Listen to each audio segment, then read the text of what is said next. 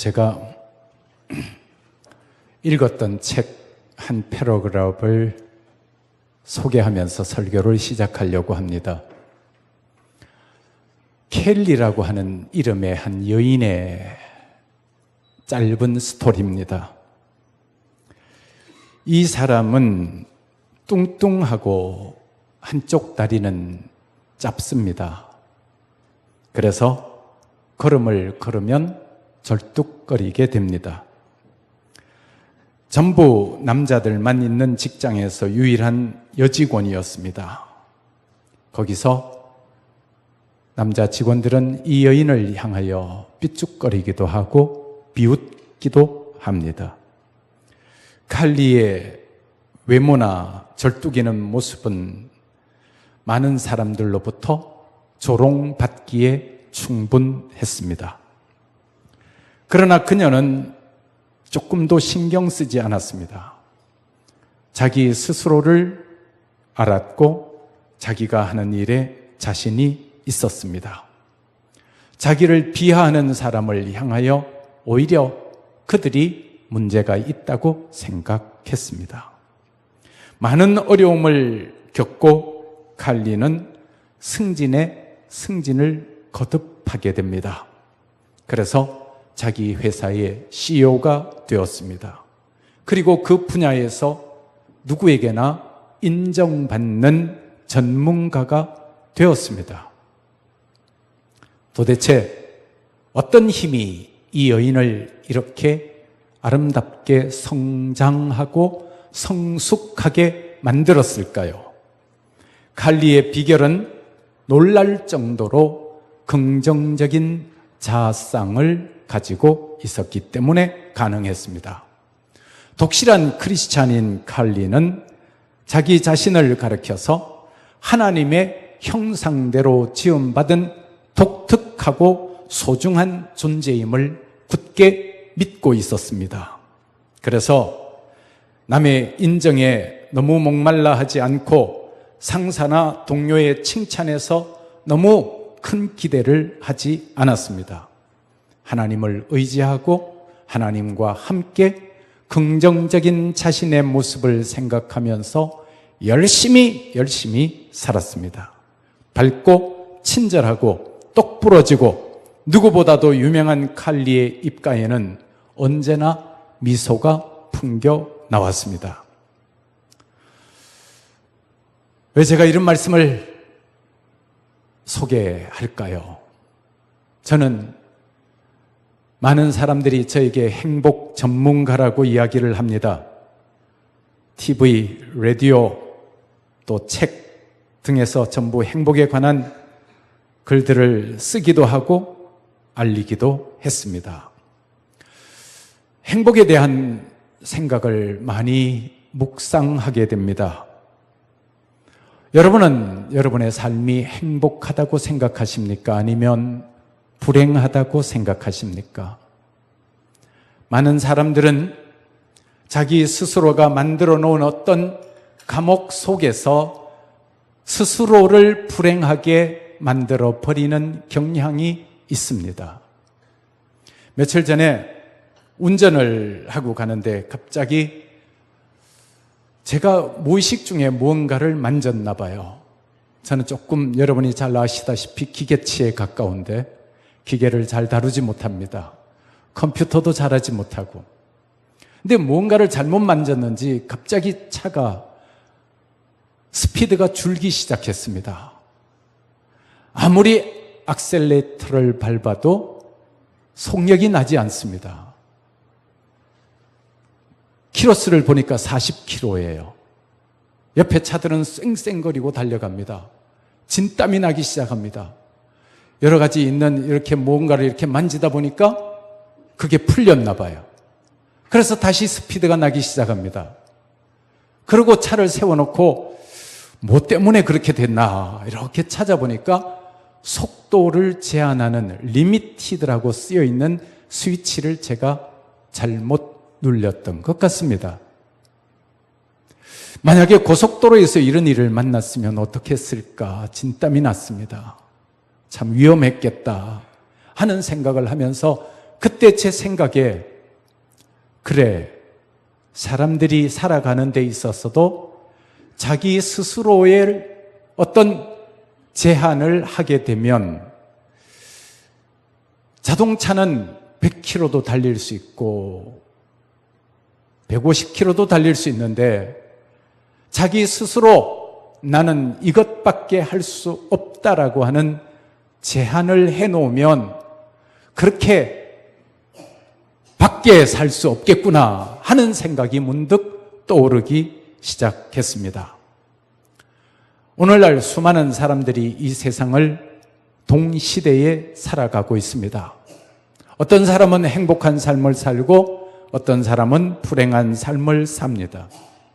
그런데 불행한 삶을 사는 사람들의 이유가 무엇일까 곰곰이 생각해 보았습니다.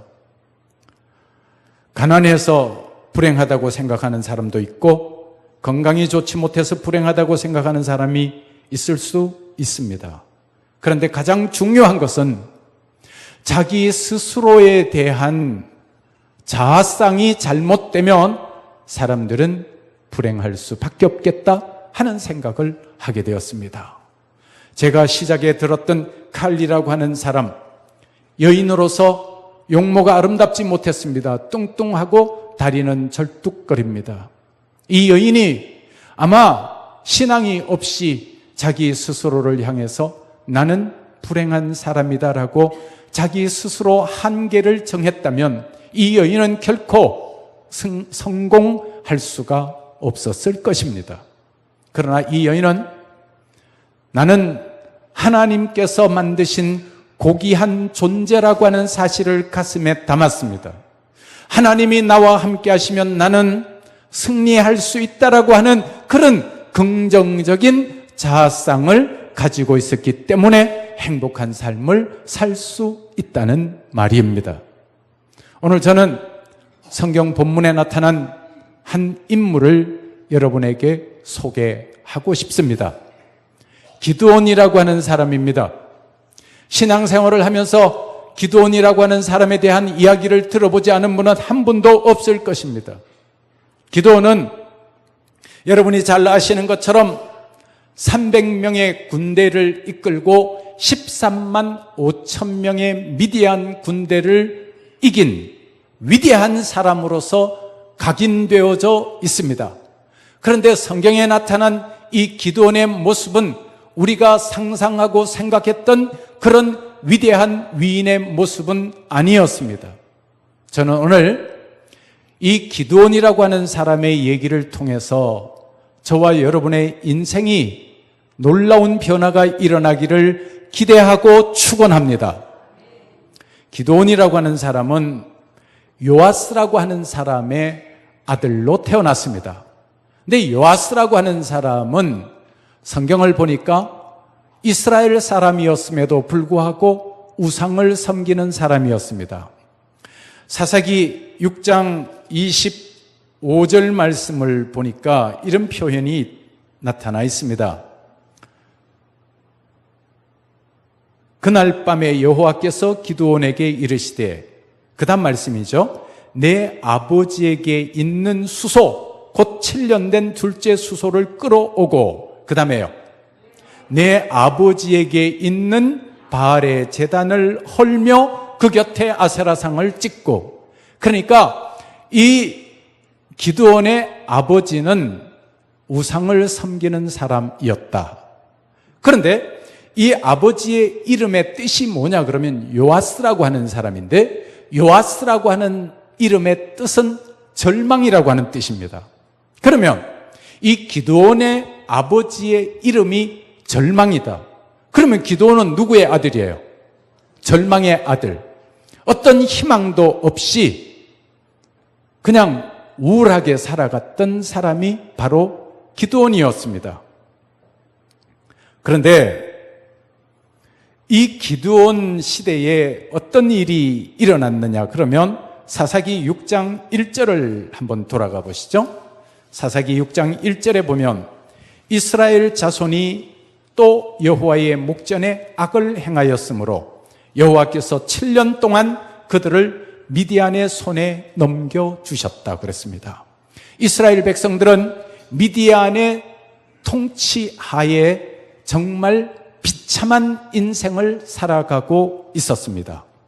그래서 이 이스라엘 사람들은 어느 정도 삶을 살았느냐 그러면 사사기 6장 2절에 미디안의 손이 이스라엘을 이긴지라 이스라엘 자손이 그 다음에 미디안으로 말미암아 산에서 웅덩이와 굴과 산성을 자기들을 위하여 만들었다. 그러니까 미디안 사람들을 피해서 산에서 굴을 파고 숨어서 지냈다는 말입니다. 미디안 사람들은 곡식을 파종할 때 곡식을 거둘 때가 되면 다 와서 곡식을 빼앗아가고 짐승들도 빼앗아갑니다. 그래서 이스라엘 사람들은 먹을 것이 없어서 정말 궁핍한 삶을 살 수밖에 없었습니다. 4절 말씀에 보면 진을 치고 가사에 이르도록 토지 소산을 멸하여 이스라엘 가운데 먹을 것을 남겨두지 아니하며 양이나 소나 나귀도 남기지 아니하니 이는 그들이 그들의 짐승과 장막을 가지고 올라와 메뚜기 떼같이 많이 들어오니 그 사람과 낙타가 무수함이라 그들이 그 땅에 들어와 멸하려 하니 6절 말씀 다 같이 시작. 이스라엘이 미디안으로 말미암아 궁핍함이 심한지라 이에 이스라엘 자손이 여호와께 부르짖었더라. 그러니까 이스라엘 사람들이 당한 이 처지를 우리는 충분히 이해할 수 있습니다. 굴을 파고 산속에 굴을 파고 도망해서 살고 이 사람들의 모든 것은 미디안 사람들이 다 빼앗아 갑니다. 그때 하나님의 사자가 이스라엘 백성의 기도를 듣고 기드온이라고 하는 사람에게 나타납니다. 그래서 바로 오늘 읽은 본문 가운데서 미디안 사람에게 통치받고 있는 미디안 사람들에게 압제받고 있는 이 기드온에게 하나님의 사자가 나타나는데 그 모습을 제가 읽어드리겠습니다. 11절입니다. 여호와의 사자가 아비에셀 사람 요아스에게 속한 오브라에 이르러 상수리 나무 아래에 앉으니라. 마침 그 다음 말씀이 중요한데요. 요아스의 아들 기드온이 그 다음에 뭐 합니까? 미디안 사람에게 알리지 아니하려 하여 밀을 포도주 틀에서 타작하더니, 자, 이 장면도 설명하고 지나가죠. 여러분, 밀은 어떤 데서 타작을 합니까? 평평한 데서 밀을 쫙 늘어놓고 소를 끌어서 마차를 끌어서 이삭을 타작을 합니다. 그런데 지금 이 기드온이라고 하는 사람은 밀을 어디에서 타작하고 있다고 그랬어요? 포도즙 틀에서.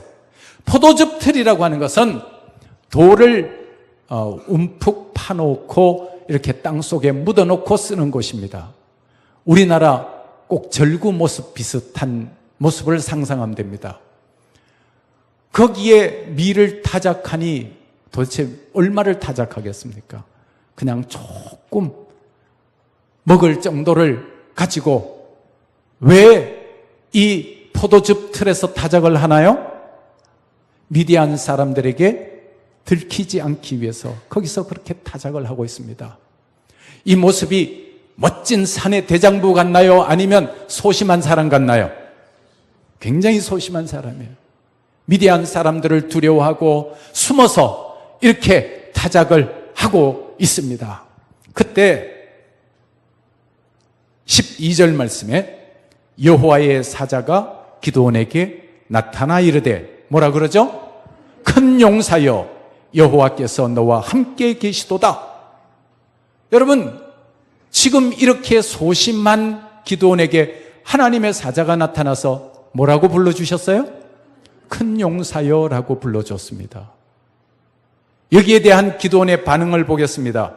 13절에 보면 기드온이 그에게 대답하되 오 나의 주여 여호와께서 우리와 함께 계시면 어찌하여 이 모든 일이 우리에게 일어났나이까? 또 우리 조상들이 일찍이 우리에게 이르기를 여호와께서 우리를 애굽에서 올라오게 하신 것이 아니냐 한 그 모든 이적이 어디 있나이까? 제가 해석하겠습니다. 기드온이 하나님의 사자 앞에 뭐라고 이야기하는가 하면 하나님께서 정말 저를 사랑하시는 것 맞습니까? 하나님께서 우리 이스라엘 백성 사랑하시는 것 맞습니까? 하나님이 사랑하신다면 어떻게 이스라엘 백성들이 이렇게 어려움 당하게 하십니까? 하나님이 계신다면 어떻게 저를 이렇게 그냥 두십니까? 두 번째는 이스라엘 백성들의 믿음의 파운데이션이 뭐냐 그러면 출애굽에 기초하고 있습니다. 출애굽할 때 하나님께서는 만나와 메추라기를 끌어서 먹이셨고 밤에는 불기둥으로 낮에는 구름기둥으로 인도하신 하나님 아니셨습니까? 그런데 하나님이 정말 계시기나 하는 겁니까? 하나님이 이 민족을 사랑하기나 하는 겁니까? 어떻게 우리가 당하는 이 어려움을 이렇게 그냥 두고 보고 계십니까? 신앙 자체가 근본적으로 흔들리는 상황까지 왔습니다. 그러면 하나님의 사자가 기드온에게 크게 화를 내어야 될 것 아닙니까? 그런데 하나님의 사자가 뭐라고 기드온에게 이야기하는가 하면 계속 우리 성경을 한번 좀 보죠.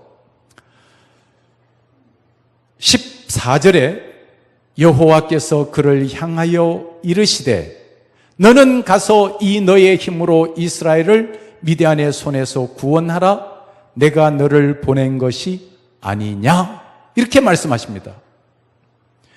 야, 내가 너를 보낼 테니 네가 가서 이스라엘 백성을 구원해라. 이렇게 하나님의 사자가 이야기합니다. 그러면 보통 사람 같으면 그러죠. 하나님이 저에게 가라 그러시면 제가 가겠습니다. 믿음 좋은 사람 같으면 그렇게 말하잖아요. 그런데 이 기드온은 뭐라고 이야기하는가 하면 15절에 보세요. 그러나 기드온이 그에게 대답하되 오 주여 내가 무엇으로 이스라엘을 구원하리까? 보소서. 그 다음에요. 나의 집은 므낫세 중에 극히 약하고 나는 내 아버지 집에서 가장 작은 자니이다. 그러면 여기서 이 기드온이라고 하는 사람은 열등감에 깊이 물들어 있는 사람이라고 하는 걸 알 수가 있습니다.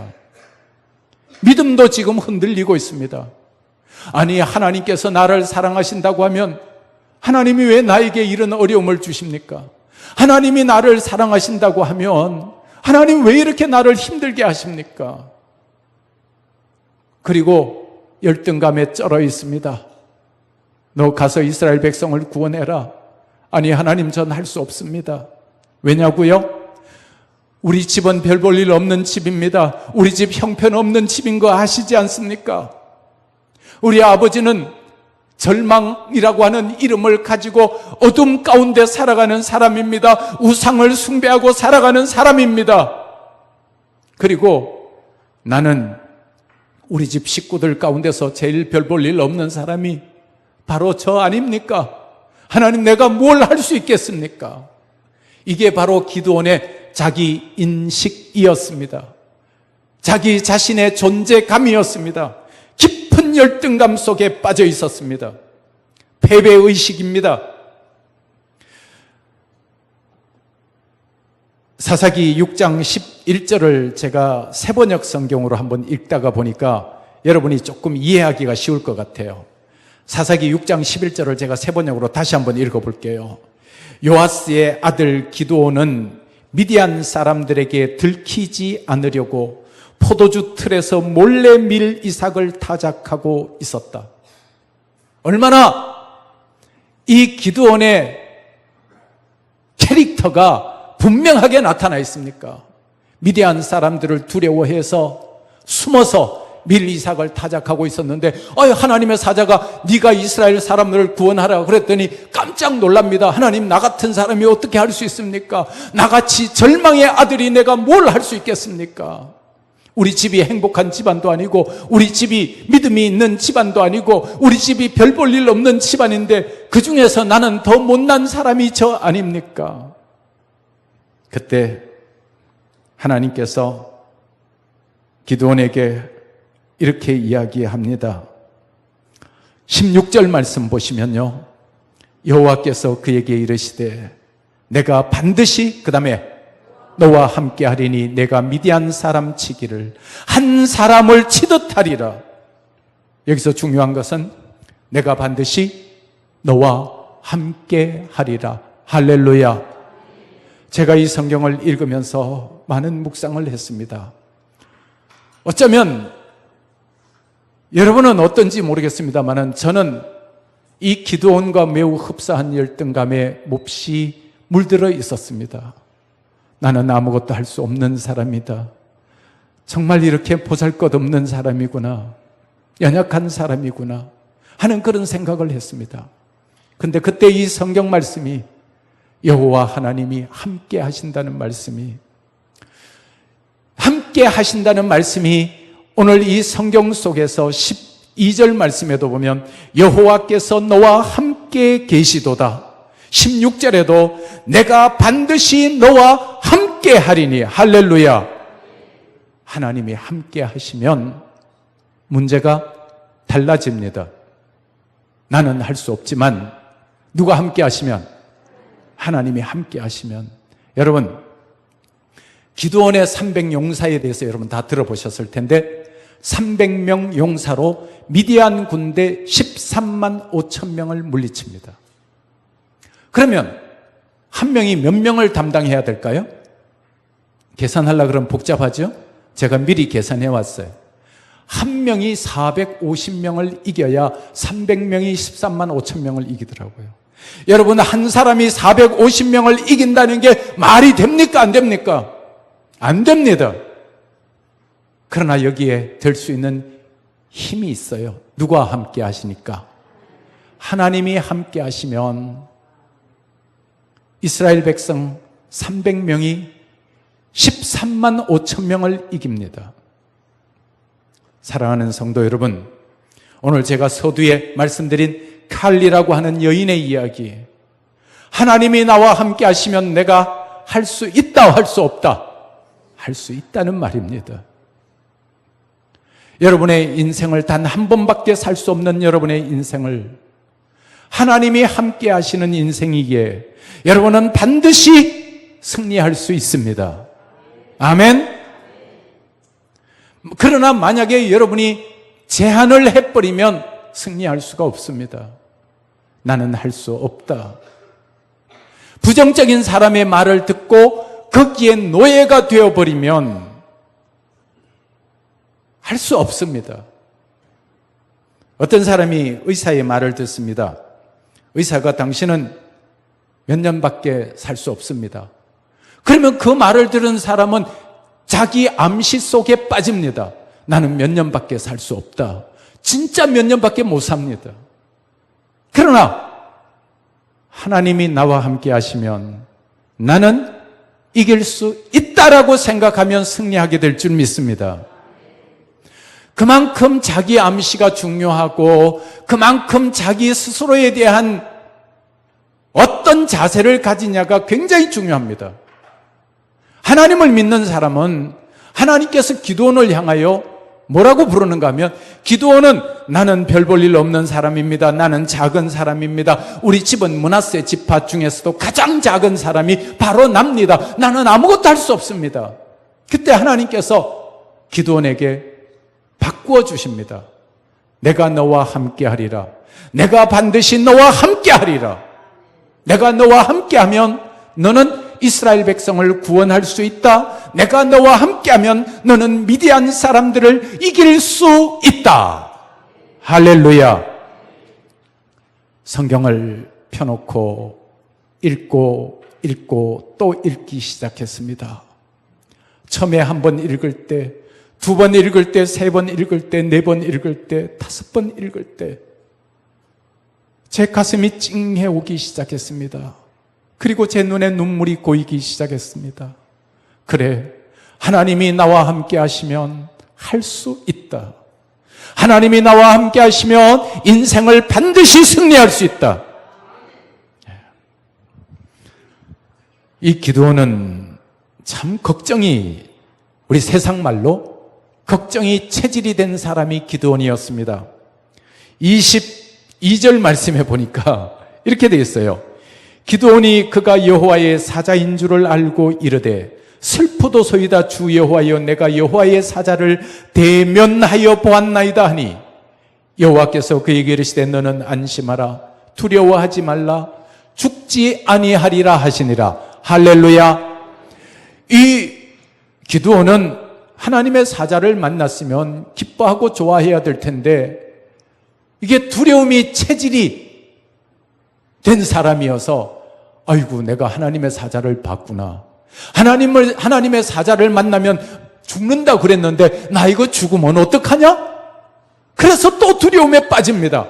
그때 하나님의 사자가 내가 너와 함께하면 너는 반드시 죽지 아니하리라. 죽지 아니하리라. 이렇게 말씀하십니다.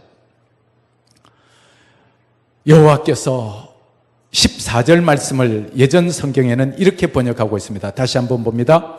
여호와께서 그를 어떻게 향하여 이르시되, 이 말씀을 예전 성경에 보니까 어떻게 되어 있는가 하면 여호와께서 그를 돌아보아 가라사대. 이 예전 성경이 아주 상당히 멋이 있어요. 여호와께서 그를 돌아보아 가라사대. 사랑하는 성도 여러분, 여러분이 어떤 어려움에 빠졌고 어떤 위기에 빠졌고 어떤 슬픔에 빠졌고 어떤 고통에 빠졌을지라도 여호와께서 여러분을 향하여 보십니다. 그리고 여러분을 돌아보십니다. 한번 따라합시다. 하나님이 나를 돌아보신다. 할렐루야. 이 말씀을 읽으니까요. 그래, 하나님이 나를 돌아보시고 계신다. 하나님이 그 얼굴을 내게로 향하여 계신다. 멋지잖아요. 하나님이 나를 보고 계신다는데 우리가 살아가면서 어떤 순간에는 인간은 제한적인 존재잖아요. 그래서 사람들이 나에게 어떤 도움이 되지 못할 때가 있어요. 혼자서 절박한 순간, 외로운 순간, 고통스러운 순간, 절망의 순간, 슬픔의 순간, 정말 홀로 잠 못 일어 할 때가 있습니다. 근데 그때 누가 우리를 돌아보신다는 거예요? 하나님이 나를 돌아보신다. 다시 한번 따라합시다. 하나님이 나를 돌아보신다. 야, 이 성경을 펴놓고 있는데 왜 그렇게 힘이 나는지. 그래, 하나님이 나를 돌아보신다. 하나님이 나와 함께 하시면 인간의 한계를 뛰어넘을 수 있다. 아멘. 미디안의 수십만의 군대, 13만 5천 명의 군대, 기드온의 300용사, 어떻게 이길 수 있습니까? 도저히 불가능합니다. 그때 기드온이 하나님, 그렇다면 제가 하나님께 조건을 하나 걸겠습니다. 제가 하나님 앞에 제단 쌓을 준비를 해올 테니까 여기 잠깐 기다리시죠. 그랬더니 하나님의 사자가 뭐라 그러냐면 그래, 좋다. 내가 너 올 때까지 기다리겠다. 참 재밌죠? 이게 성경이에요. 성경. 몇 절에 나와 있는가 하면 18절에 보면 내가 예물을 가지고 다시 주께로 와서 그것을 주 앞에 드리기까지 이곳을 떠나지 마시기를 원하나이다 하니 그가 이르되 내가 너 돌아올 때까지 머무르리라. 그래서 기드온이 가서 염소 새끼 하나를 준비하고 가루를 준비하고 무교병을 만들고 고기를 소쿠리에 담고 국을 양푼에 담아왔습니다. 그러면서 하나님의 사자가 이야기합니다. 20절 말씀입니다. 하나님의 사자가 그에게 이르되 고기와 무교병을 가져다가 이 바위 위에 놓고 국을 부으라 하니 기드온이 그대로 했습니다. 여러분, 바위 위에다가 고기를 넣고 국을 무교병을 넣고 그 위에다 뭘 부으라 그랬어요? 국을 부었습니다. 국은 고체입니까? 액체입니까? 물이 많죠? 물 많은 게 국이에요. 그러면 바위 위에다가 고기하고 무교병의 위에다가 국을 부었어요. 거기에서 저절로 불이 날 가능성이 있나요? 없나요? 아니, 가능성 있어요? 없어요? 없어요. 여러분, 혹시 성경에서 그것 들어본 적이 있습니까? 반석에서 물이 났단 말 들어봤죠? 들어봤어요? 안 들어봤어요? 그거 안 들어본 사람이 있어요? 확실하게 좀 대답해요. 반석에서 물이 난 거 기억하시죠? 그럼 반석에서 불이 난 거는? 그거는 잘못 들어봤어요? 예. 그러면 오늘 들어보시자고요. 자, 20절입니다. 하나님의 사자가 그에게 이르되 고기와 무교병을 가져다가 이 바위 위에 놓고 국을 부으라 하니 기드온이 그대로 한지라. 21절입니다. 여호와의 사자가 손에 잡은 지팡이 끝을 내밀어 고기와 무교병에 대니 그 다음에 불이 바위에서 나와 고기와 무교병을 살랐고 여호와의 사자는 떠나서 보이지 아니한지라. 할렐루야.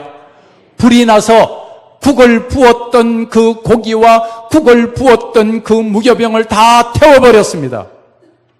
이러면 기드온이 하나님 앞에 무릎을 꿇고 하나님, 제가 하나님께 순종하겠습니다. 그래야 되잖아요. 그런데 이 기드온은 소심한 사람이어서 하나님, 그러면 제가 죄송한데 한 가지만 더 하나님 앞에 부탁하겠습니다.